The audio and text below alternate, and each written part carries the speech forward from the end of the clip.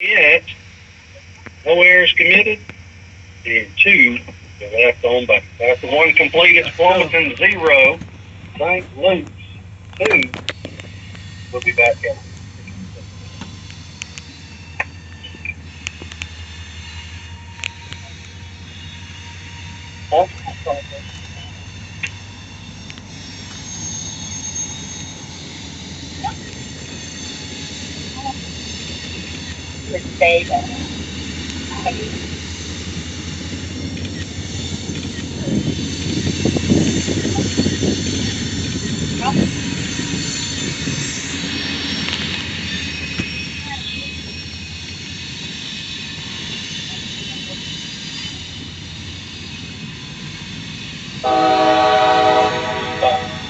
You got a new thing?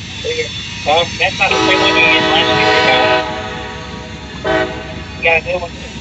Get players. I'd rather do that. I'm just playing it out of the file instead of through the main player.